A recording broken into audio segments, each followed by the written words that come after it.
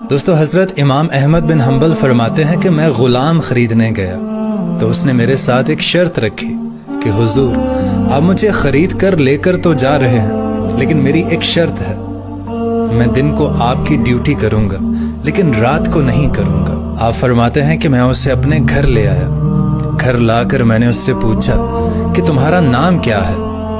تو وہ بولا کہ حضور غلاموں کا نام نہیں ہوتا، اب جس نام سے بھی مجھے بلائیں گے میں آ جاؤں گا۔ پھر آپ نے پوچھا کہ کھاؤ گے کیا؟ تو وہ غلام کہنے لگا کہ حضور غلاموں کی کچھ چاہت نہیں ہوتی، اب جس نام سے پکارو گے، جو مجھے کھانے کے لیے دو گے میں کھا لوں گا۔ تو پھر آپ نے پوچھا کہ کون سے کمرے میں رہو گے؟ تو غلام کہنے لگا کہ حضور آپ مجھے جہاں بھی رکھیں گے میں رہ لوں گا، غلاموں کی کوئی چاہت نہیں ہوتی۔ تو امام احمد بن حنبل فرمانے لگے کہ میں نے اسے کمرہ دکھایا کہ ان میں سے کوئی ایک کمرہ پسند کر لو، تو اس نے ایک ٹوٹا پھوٹا بوسیدہ کمرہ پسند کیا اور کہا کہ حضور میں یہاں رہوں گا۔ امام احمد بن حنبل فرماتے ہیں کہ میں اس غلام کو جو بھی کام کہتا وہ اتنی محنت سے کرتا کہ کمال کر دیتا، یہاں تک کہ وہ میرے اشاروں تک کو سمجھنے لگا۔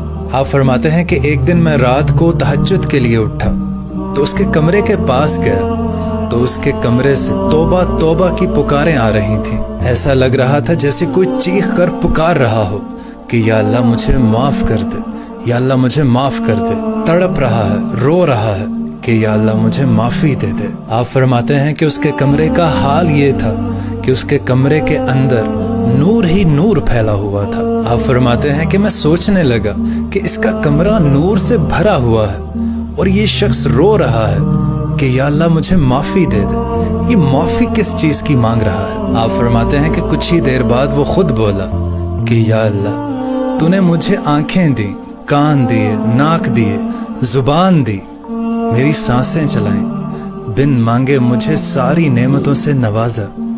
چاہیے تو یہ تھا کہ میں ساری رات سارا دن تیری عبادت کرتا، لیکن میرے پر امام احمد بن حنبل کے بھی کچھ حقوق ہیں، اس لیے یا اللہ میں صرف 5 وقت کی نماز ادا کر سکتا ہوں، یا اللہ میرے باقی حقوق مجھے معاف فرما دے۔ دوستو حضرت